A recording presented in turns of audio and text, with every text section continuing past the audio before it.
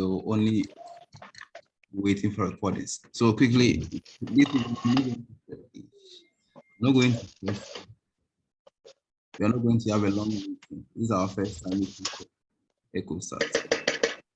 So let's take our pens and books and let's start. Okay, so this semester you've gone for lectures, I know, and I'm sure you started with statistics.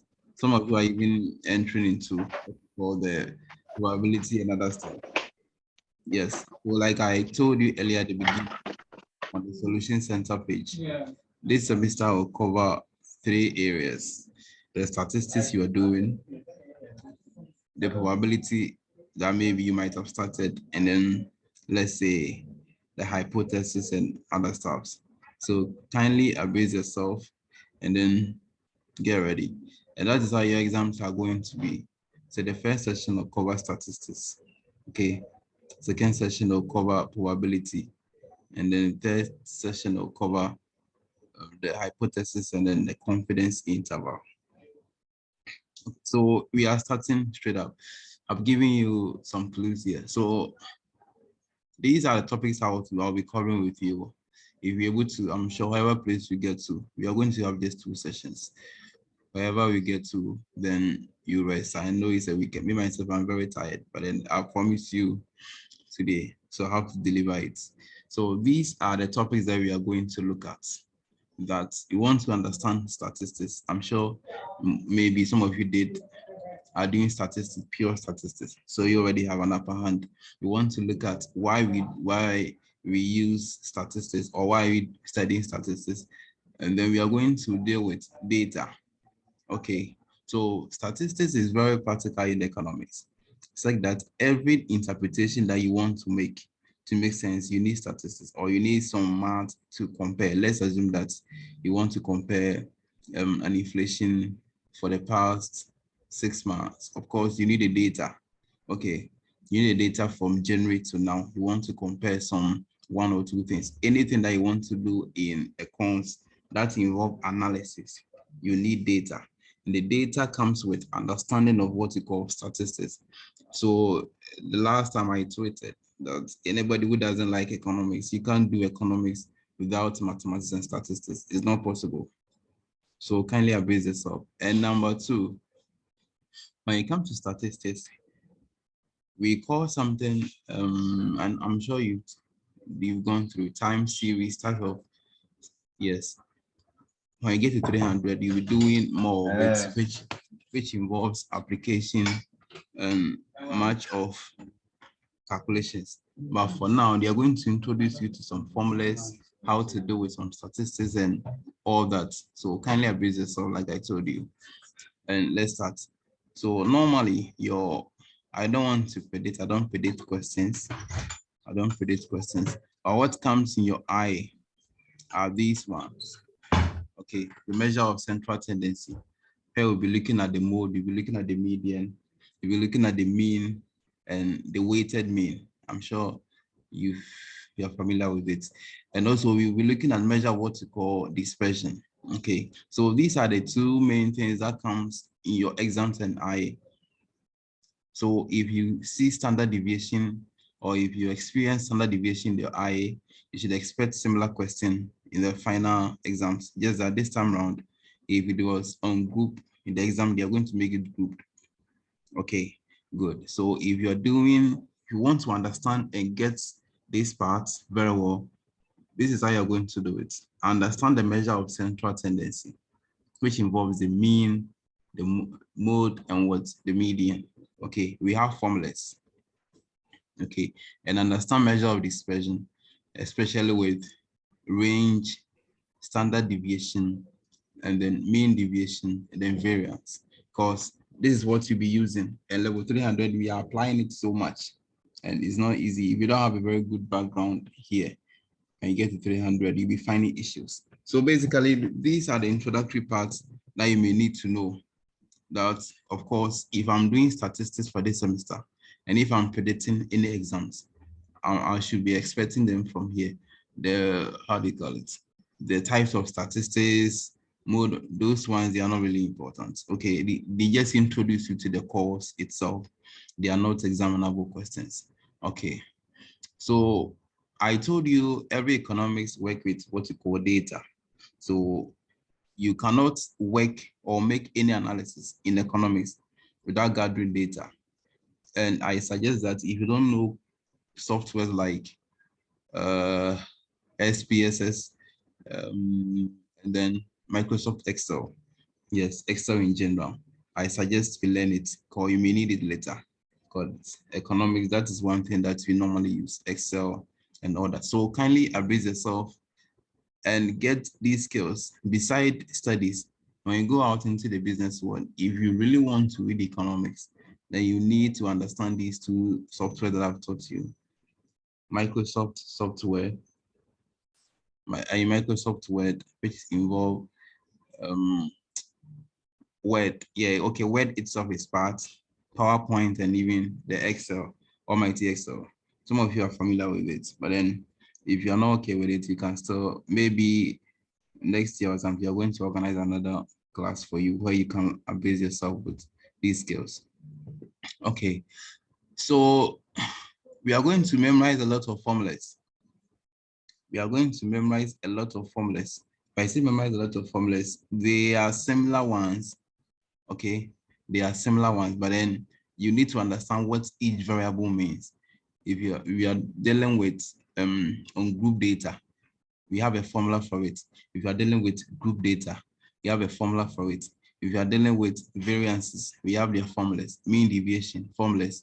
Yeah, so statistics is not difficult. What makes it difficult is much of what? Formulas. So you can open my notes, one page, then you'll be seeing about 6 or 7 different formulas. Okay, please, any questions so far? So this evening, what are you going to learn? I'm sure maybe another time we'll go into this one, but not today. But you may need this. Okay, like I told you earlier, your exams will be based on some of these things: percentile, quartile, semi-interquartile range, mean deviation, standard deviation, and variances. Yes, so part of your exams will be based on this. Part of your exams will also be based on the central tendency. Okay, so we want to look at what are we learning today, or what is Barrister going to teach us this evening? This evening, I want to introduce you to central tendency. Now, I didn't use the slide because one, some of you are already confused with the slide. So normally if I'm teaching students, I prefer to use my own notes. I have a standard note, even for my own colleagues. I have a complete note. Yes, I can't find my level 200 notes. But anytime I go for lectures, I normally make notes. So I don't use the slide because some of you will read the slide and you may not understand. Well, sometimes I use it for using sake or for maybe understanding purposes. Okay.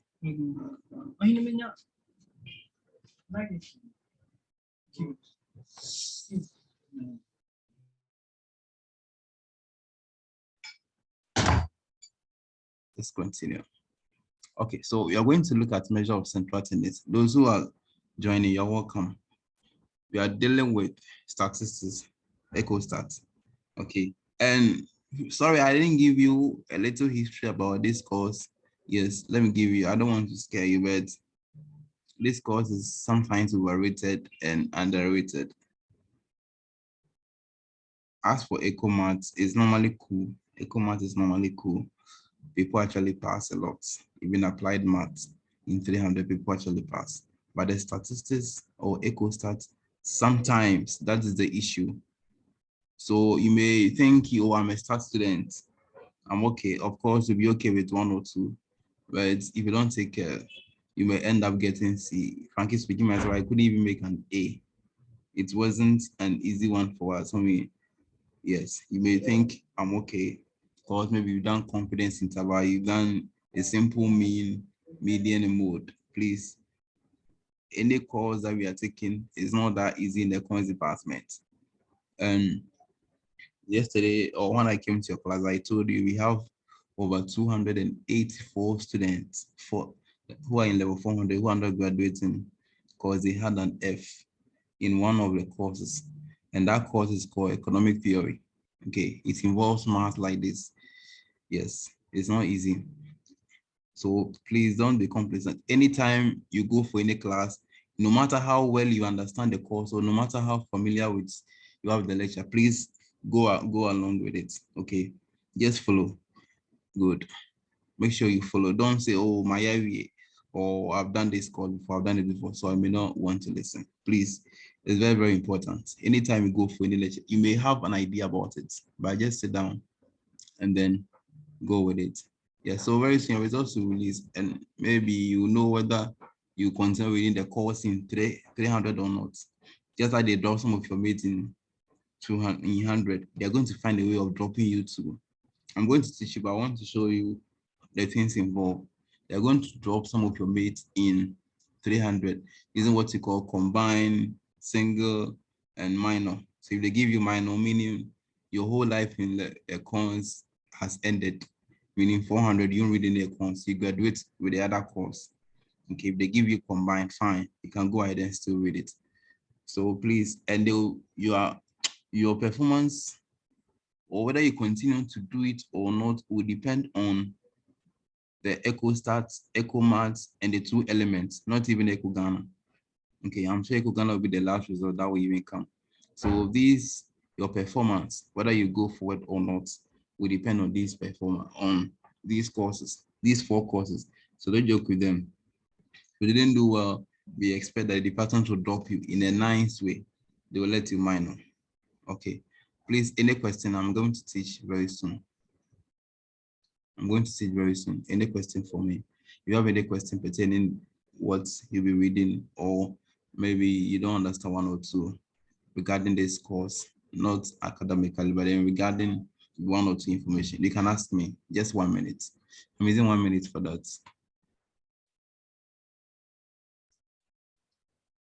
So we are all cool, eh? We all understand this course very well.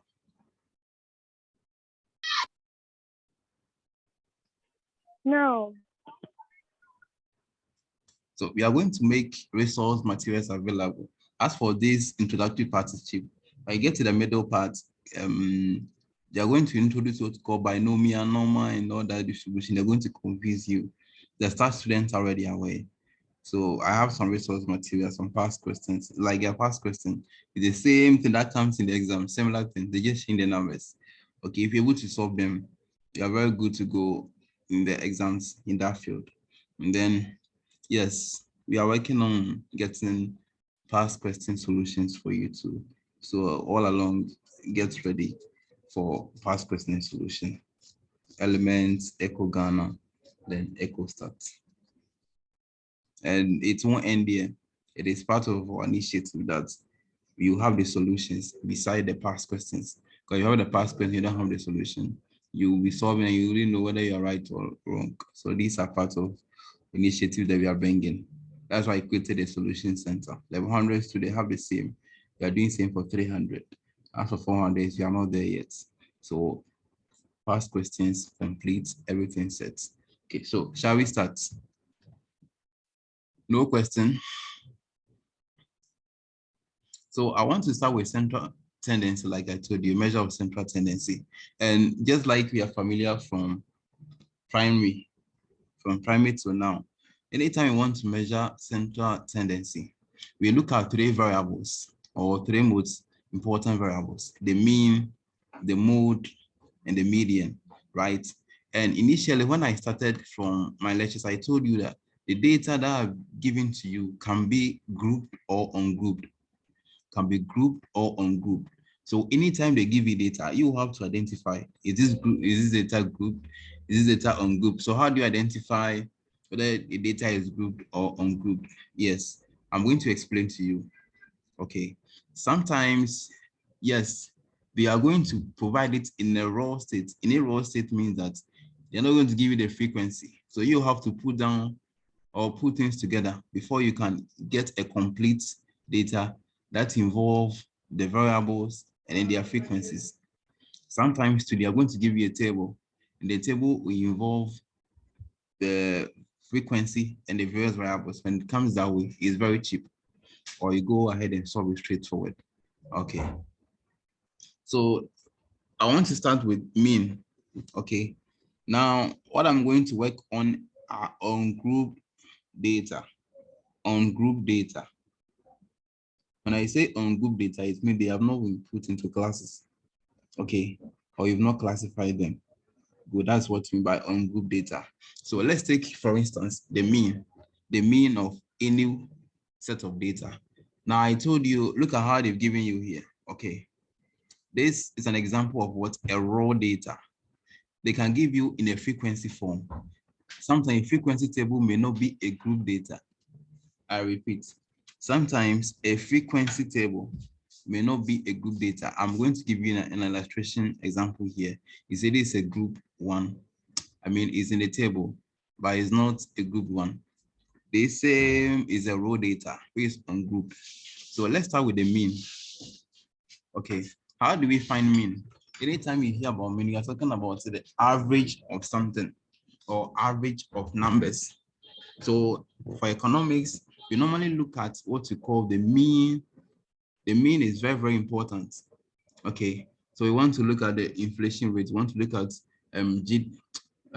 per capita per head or something. Yes, they are all averages, which is the same as the what? The mean. Anytime you want to calculate mean, you want to look at the various, mind you, I'm dealing with ungrouped. Okay, I'm dealing with ungrouped. Good. So anytime you want to look at mean, what to do is that we have to look at the numbers individually and look at the total numbers over here. So we add up all these numbers. How many numbers are here? 1, 2, 3, 4, 5. Okay, you have 5 numbers here. Let's assume that these 5 is represented by the number n. Okay, 1, 2, 3, 4, 5. 1, 2, 3, 4, 5, 6. My counting is no good. So we have 6 numbers here. Let's assume these 6 numbers represent E. Now we have to come and pick the numbers individually, like we've done here. So when we want to find the mean, we add up all the numbers and then divide by the total number here. So here, like I counted, I had 6 numbers, and here they added all the numbers for me. As for this one, we are very familiar with it. Once you completed JHS or SHS, I know you know this one, so I wouldn't waste time. The same way with this one, they added all these numbers, right? And they divided by the total number here. So that is how we calculate mean for what on group data, which is not, or which has not been categorized in any table. Now let's come to this side. Let's come to this side. Okay, you can see there's a table here. This table involves number of minutes and the number of what? Trainees. So let's assume that these are number of minutes somebody can okay, number of trainees. Let me use nurses. Okay. Number of minutes, maybe a nurse will come and inject someone. Okay, good. So we are just taking the mean first. We will come to the median and the mode later. But I want you to understand, because this is a tutorial. If you come here, you don't have to go and sit down and read again. That's why I'm taking my time explaining like JHS. I know most of you know, but I still have to explain it. So please allow me. Okay, good. So let's assume that this one, we have this is called a frequency table. This is called a raw data. This is called a frequency table. Anytime you are given a frequency table, that one to the mode of calculating the mean is kind of similar to the raw one. Is similar, but because it has been grouped into a table, it's not grouped. Please, it's not grouped. It has been they've just put into a table. There's not a group data. When we get to group data, you get to understand it better because they are into tables. Okay, they've already categorized them for you. So we have number of minutes, number of trainees. Now this number of minutes, the number represent the X. This number of trainees represents the frequency represented by F. So we will have to find our Fx. I'm dealing with frequency.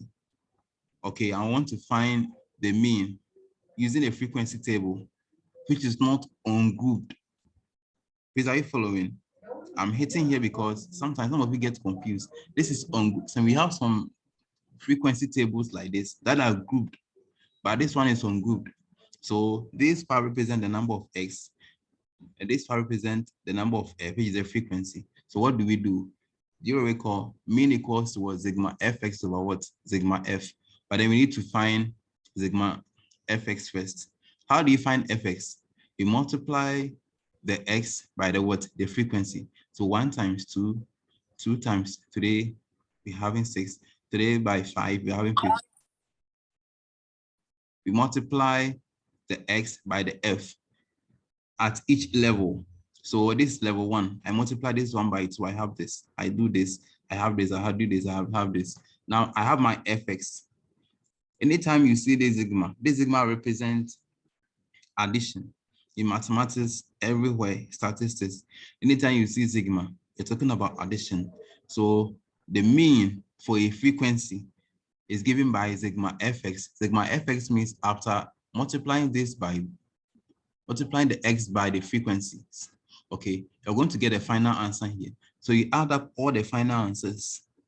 You also come here and add up all the frequencies. Now, when you are done, this part that you added becomes the addition of all the fx. So we call it sigma fx. Then you come and add up all those at the frequency, which is what? Sigma f. I told you this sigma represents addition. So we've added all these ones. Now what do? We know that the mean is given by sigma fx over sigma f. This was originated, or this was learned. Okay, only the statistics, those who do statistics can actually prove to us why we use this formula. But it's the most common formula that we all know, that sigma fx over sigma f will give us this, which is the what? The mean. Please, are we good? So here they added all the fx. They had what? 753. They added all the sigma f, which is the frequency. Okay. And we are having this answer. Any question or who doesn't understand it? I'm taking my time to explain to you, because I told you when you come for tutorials, you need to understand everything before you go. You don't have to go and be like, or this part, I don't really get it. Okay. And be ready. Anytime you go for any math class, don't be reading. Okay. Get involved. No matter how, sometimes I know you are all familiar with it, but just get involved. Make sure you are doing something. Anytime you go for lectures, don't be sitting idle. Okay. Is there any question on this one? No question. Okay.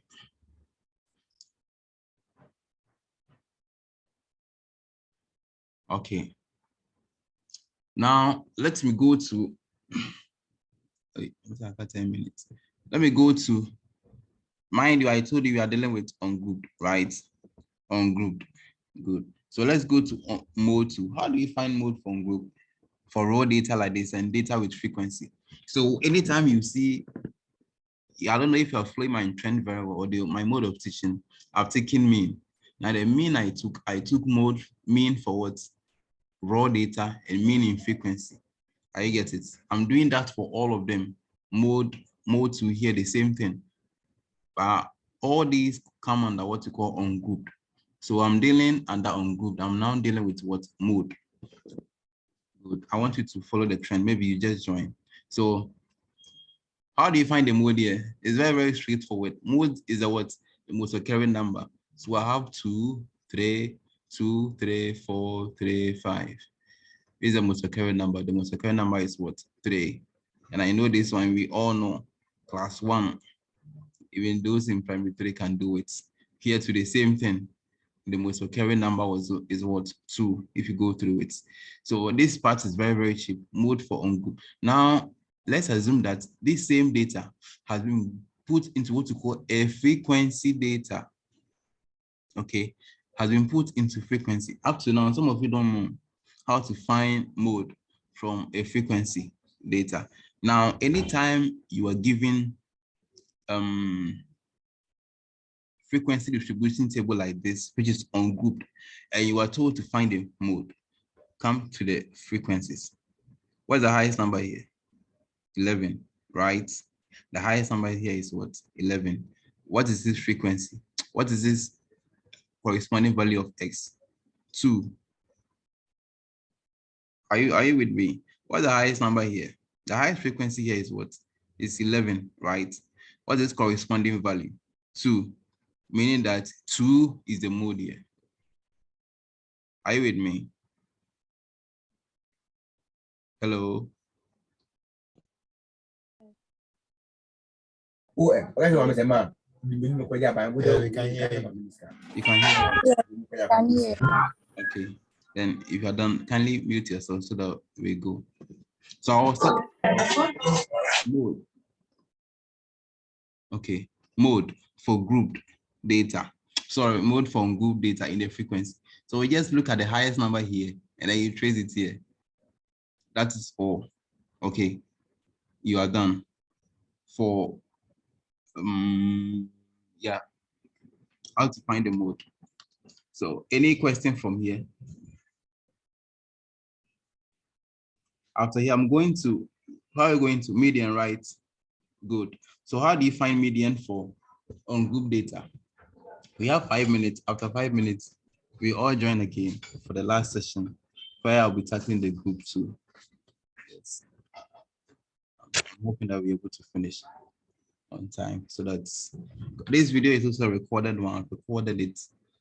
Maybe I'll upload if I have enough time, then share with you guys too. Okay. Okay. Now let's tackle what we call the mean. How do we find mean from group data? Oh, it's very, very straightforward.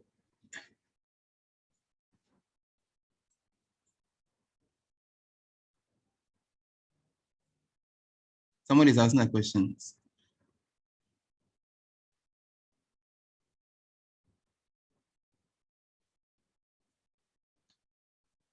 So let me go back to where my data was. So anytime you are asked to find mode, this is a frequency. This part is a frequency. Okay. So the number of children forms is where you find the mode. Are you with me? The number of children, where the number of children are, is where you find the mode. Here, you could see that the highest number here, like I told you earlier, is 11. So we just look at its corresponding value. Let's assume this part represented the X. Okay.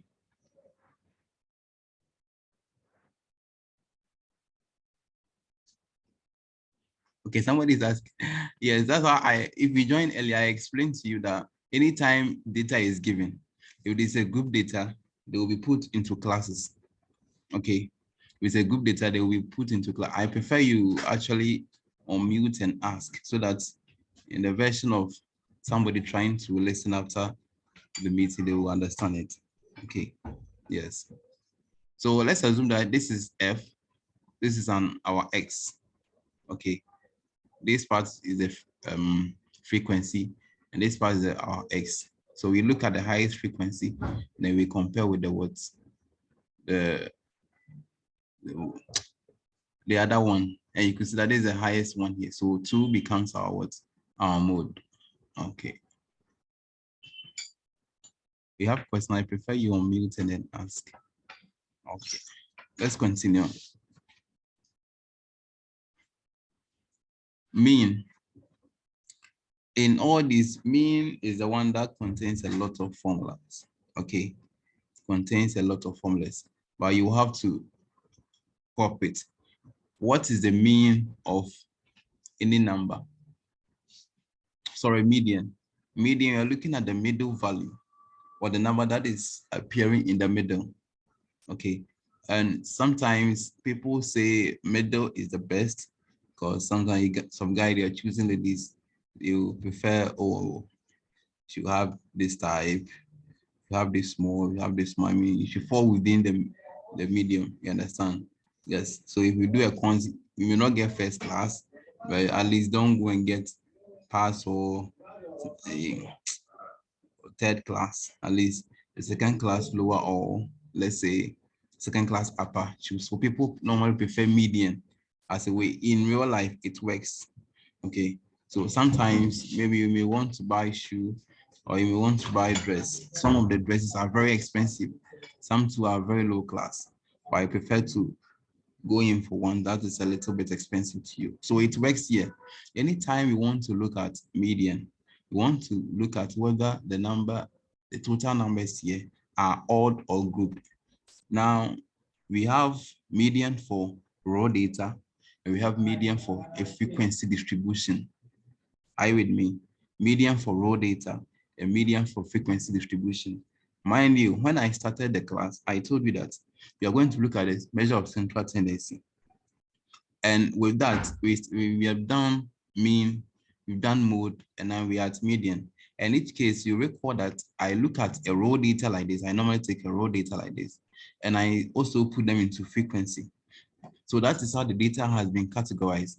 After this session, or after this level, what you need to understand is that we are going to look at data that has also been grouped. If I say group, they've been put into classes. Please, are you following? If you should, maybe you are confused about what they were taught in class, this is the best pattern that you should follow. Ungrouped and then grouped. So what you've been doing so far is ungrouped. What you'll be doing in the next session will be grouped, so that you know the difference very, very well. So let's continue. So we want to look at whether the total numbers are mean or odd. So let me use this one as an example. How many numbers are here? Okay, let's assume that this 4 is out. Let me put my mouse pointer on it.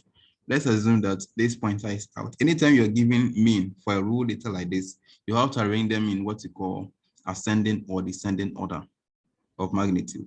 So here, the 1 will come first, 2, 3, 4, and 5, right? This is an odd number. So which number will be in the middle? Of course, to be the 3. Please, are you following? Hello? Okay, sure. Okay. Because as I'm teaching, I want to make sure you guys are there so that we move along. Okay, so the meeting will end in 1 minute time. When it ends, the same link. Okay. Yes, this meeting is also a recorded one. So maybe you want to listen to it or for other explanations. I'll upload it or I'll share the link with you guys. Okay. So like I told you, sometimes the number may not be odd, it may be even. Like how you're seeing here. Here we have how many numbers? 1, 2, 3, 4, 5, 6. It's an even number, right? In case of even number, that is where the problem comes in. That is where you have to assign positions to the numbers, and then you find a way of what? Getting the mean. Let me say this, and then